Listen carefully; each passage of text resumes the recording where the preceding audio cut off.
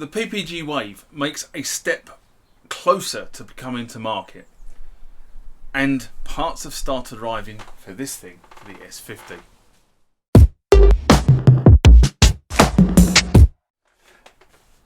Yes, parts have started arriving for the S-50, but there are a lot more parts to come. I've had to source parts from all over the shop, so parts are coming from the UK, parts are coming from Europe, parts are having to come from the US, and there's some parts coming from the Far East as well.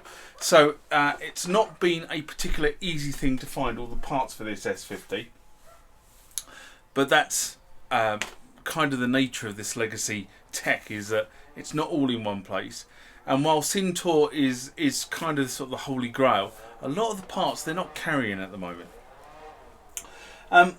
You're going to ask, why is this S-50 open? Well, it's actually to do with the fact that I filmed a video earlier on that was all about how to get into the S-50. Now you probably are asking, why have I filmed a video about how to get into a keyboard? And the answer is, not all keyboards are the same, and some of them have their tricks. And I get asked this question so many times, where are the screws located, that it's just as easy to do a video, stick it on the channel, and every time I get asked now, it's that's how you do it. This one is interesting because you have to go in from the side. You don't go in from underneath, you don't go in from on top, you're going from the side. So that's the reason why I filmed a video about this particular keyboard and how to get into it.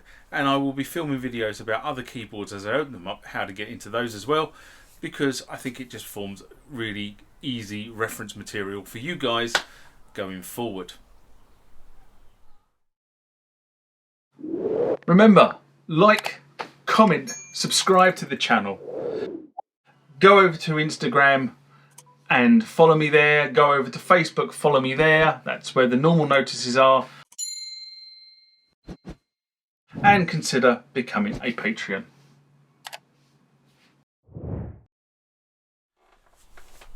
Now this is the testing part of the video. What do I mean by that? Well, if you've watched the channel before, you know that at Christmas I acquired a brand new sound recorder, and it's a Zoom F8, and it's sitting on the shelf behind the camera, behind this particular camera, and there's a microphone just off shot over here, and the sound quality that comes off this thing is actually remarkably good, which is the reason why I moved to it, because I've been using a Rode and a Sennheiser mic that sits on top of the camera, but this, while they are very good shotgun mics, this is a much better mic for sort of working in the workshop environment and potentially videoing in the studio going forward. What I've wanted to do is be able to sync properly the camera that sits here when I'm doing stuff on the workbench, or sits here when I'm doing stuff on the workbench, with the camera that's recording my face, and also be able to crystal clear record my voice. Now I've gone through various iterations over the years. I've had a boom mic, I've had a lapel mic, and I still will use those microphones in certain situations. But for this particular situation, this mic that I've got here is probably one of the best options. It's a uni mic, stereo uni mic, and it will sit quite nicely up out of shot just above my head. Now the problem with filming multicams is you've got to keep both cameras in sequence. So there's a camera here and a camera here. Now I normally look at this camera when I'm shooting, but obviously having a second camera, which may be this camera, maybe this camera, is a much more flexible shooting position when I'm shooting repair work and other such things, or if I'm shooting playing the keys or something. And it's kind of one of the reasons why I've put off a lot of repair work in the last few months, apart from the fact it was too damn cold out here to do it. It's a lovely day today, but it was too cold out here to actually be out here for far too long. And secondly, I've been kind of struggling with the syncing between these two cameras. So I've now got the sync device in place. Funny enough, I ordered the sync device at the same time I ordered the Zoom, and it's taken this long for the sync device to arrive. And this sync device will work with any camera, which is the great thing about it. So I've got this, you know, I predominantly use Canon cameras, but it will work with all kinds of cameras. It's a universal device, which is really cool. Anyway, the whole idea of this is just to sort of look at how this looks on camera and see if it works. So that's what this bit's all around. Is first time I've used the sync device in anger. It arrived just before I went to Africa, so you know this is literally the first weekend I've had since I got back that I could actually sit down and do this stuff. So we'll see how this goes going forward. But this is one of the devices the industry use for this stuff. So I haven't gone for an amateur device. I've gone for an industry device. So hopefully it will serve me well going forward. And it's so easy to use as well, which is another major plus point. So before we get on to the big piece of news for this week, a small piece of news is that I have been sent this old Complete 5 complete disc set, which I'm quite rapt about because I've been looking for the Complete 5 disc set for the Muse receptor, and now I've got it, so hopefully I can install that on the blue receptor to give me all the complete functionality on the blue receptor. Got loads more to do on the receptor over the coming months, but that's a good head start. So he's asked me not to mention his name, but thank you very much for that. Now, the big news from my perspective this week is the fact that Behringer have announced that the PPGWave synthesizer they've been working on has made another step closer to market. What do I mean by that? Well, Behringer have announced, I keep saying Behringer, it's Behringer. Behringer have announced that it's completed its third and final hardware iteration and software update. So this is the last update they anticipate before it goes to beta testers. In other words, they're going to give it out to beta testers now. And these beta testers will be responsible for the functionality of the PPGWave and also the bass tonal set that Behringer will be releasing with the synthesizer as when they release it to market. So it sounds like that's probably less than a year away from actually hitting the shelves. Now, one of the things I did, I sort of did a little bit of homework on this, and Behringer have effectively cloned or reimagined the PPGWave 2.3. So there were a number of iterations of the PPGWave, and 2.3 was the last one. And they acquired this synth when they acquired the Tears for Fears synthesizer collection in an auction in 2019. There have been videos on YouTube about this. So when you go through the internet and through YouTube, you can find the stuff. And they got hold of a Lindrum, funny enough, Behringer are reimagining a Lindrum. They got hold of a CS80, funny enough, Behringer are doing the DS80, and they got Prophet. I can't remember, what was it, Prophet 6 I think they got, and a number of other synthesizers, including the PPGWave.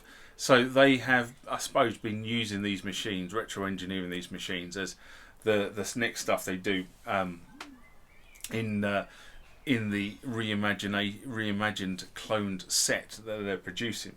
Now, the 2.3 was originally released in 1984, and it was quite a big upgrade from the 2.2 in terms of they moved it from the waves from 8-bit resolution to 12-bit resolution, and they also moved the number of oscillators available from 8 to 16. So it was quite a big step up from the previous machine. And there were some minor tweaks in features and functions, but it was mainly a big hardware upgrade. Now, the PPGWave was used by numerous acts in the 80s, but the one that I always remember, and I don't know why this one always sticks in my head for the PPGWave, was the Aha album Hunting High and Low, which had the PPGWave and Junos and a number of other sort of legacy synths from around that area. But there was quite a lot of stuff done on this particular machine for that album. And what's really further interesting and more of a side is the fact that when Thomann did the Reactor a few years back, one of the YouTubers who was invited to go to the Reactor, sadly my my invite was lost in the post. But one of the YouTubers who went to Reactor actually did a piece on the PPGWave and the AHA Take On Me, I think it was, they did it, from Hunting High and Low. So I can't remember exactly which piece it was, but I remember that bit. Anyway, but if you go back and look at the list of acts that said they used the PPGWave, there were the sort of synth aficionados, the sort of the Jean-Michel Jarres and the Thomas Dolbys and the Tangerine Dreams. And then if you look, there was Go West, and there was Tears for Fears and AHA, and the list reads on. So a lot of acts use this particular synthesizers. Whether it was the 2.3 or not, that was it's a different question. But they definitely used the PPGWave in production of their 80s albums. But you're going to say, well, why did the PPGWave die? Well, it died because it couldn't compete. It's as simple as that. The market, it was designed for a market that was willing to pay $7,000 to $10,000 for a synthesizer of this ilk. That's what it was designed to. It was designed to take on the Fairlights, the Synclaviers, the emulators of the day. And it was kind of the third one, 2.3, was released about the time that other manufacturers were getting into this market space and starting to produce synthesizers of a sufficient quality to get the job done at between $2,000 and $3,000, or sometimes sub $2,000. Okay, and that really started to kill a lot of these high-end machines, because if you're a musician and your record company aren't paying for the synth, you are paying for the synth, then if you're looking at a machine that costs you $7,000 and a machine that costs you $2,000, and the machine costs you $2,000 gives you all the sounds you want, you're not going to pay $7,000. And that's reality. That's market pressures. PPGWave, then the company effectively died. But all was not lost. All was not lost, because PPGWave somehow, out of the ashes of the Phoenix, morphed into a company we know as Waldorf. And a number of their wave synthesizers were based on this PPGWave technology. But none were as complex or as technical as the original PPGWave. Behringer have also stated that they are, in addition to it taking 3 years to get to this particular stage, to do the R&D on this particular machine, and a lot of that 3 years I think has been spent with the underlying technology platform that they are using to recreate the functionality of the original synth. I think a lot of the time over the last 3 years has been really working with that, and I kind of think that they've got to the point now where a lot of the original function, a lot of the recreation and the base work can now be reapplied to other synths. We'll come on to that in a sec.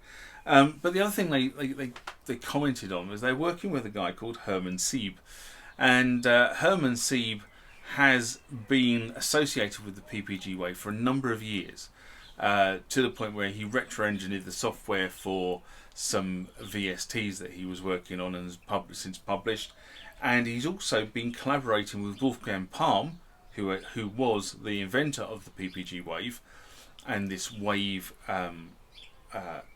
transitional state synthesizer, and he has been worked with him on the PPG Wave Mapper, the PPG Phenom, and the PPG Infinite.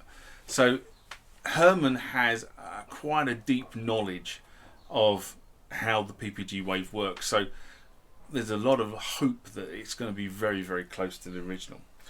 Now, the other piece of news that came from Behringer earlier on this week was the fact that they've started R&D on a new synthesizer. When I say new synthesizer, it's another reimagined one, but this time it's the UBX. Can you guess what synthesizer that's going to clone? Yes, the OBX. And they've stated that they've finished the work on the UBXA, and 80% of what they've done on the UBXA is kind of transferable to the UBX, and they're coming in at a price point of about $12,000, not $12,000, $1,200, which means that gives you. I have not yet seen a price point for the UBXA, but I'm kind of thinking if the UBX is coming in at about $1,200, and I was thinking that the UBXA was going to come in somewhere between $1,000 and $1,500, it looks like it's going to probably hit that midpoint as well, which is good and bad. It's bad because I haven't got any money, but I really want one. But it's good because we kind of know what the target is now. So I suspect the UBXA is going to drop some point this year, and the UBX is probably a synthesizer for some time in 2023. Ooh, time to save the pennies, methinks. And finally, as a last point this week, I go back to the machine that's open on the bench here. Just let me reshuffle my notes. Yes, it's on the bench, it's open. I've explained why it's on the bench and open, but the first thing that has arrived this week, or a couple of things have arrived, but this is the first project to get on with, is these are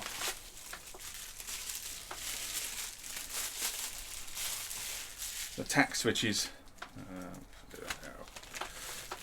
Up to that one, can you see it better? There you go. These are the tack switches for the keyboard at the top. I said a number of the buttons weren't working, so I was going to replace them all. So that's the first project which I'm going to try and get done today, which means removing this particular board at the top, which is all held in with screws along the top, but that hopefully won't take very long. Again, I'm looking at this and it looks like somebody's already been at it. It's the way, you know, I'm all for people having a go at fixing synthesizers. Don't get me wrong, I'm all for it. What does really annoy me is when you don't actually put it back together properly. So you just, you know, you leave a few screws out because nobody will ever notice. I do. I notice it all the time. And it also, funny enough, if you're trying to sell it, it also will devalue the on-sale process if people see that the screws are missing, especially visibly from the case. And don't try and bodge screws that don't fit into the socket because that just ruins it for everyone going forward.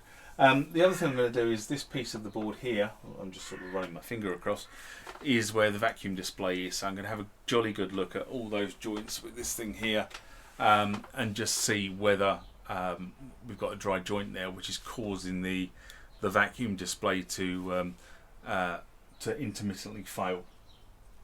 As I said, a lot of other parts have started to arrive, but I haven't got enough parts to do the next job. So it's going to probably take a few weeks for those parts to arrive. I've also ordered a whole bunch of parts for the N-Sonic as well. Unfortunately, none of those parts so far have arrived. But hopefully they will start to arrive. Like the S-50, they've had to come from all over the shop to try and get the right parts. One of the stupidest things I've struggled with is actually the ribbon cable terminators, which is really silly because they are a really common part, but I've kind of struggled to get them. So only because in the UK, where I expect to be able to get the ribbon cable and the parts, RS components are out of stock, or were out of stock last week when 2 weeks ago when I looked. Anyway, and on that note, I'm going to bid you guys live long and prosper as I normally do. Have a fantastic week, and I'll see you next time. Bye bye.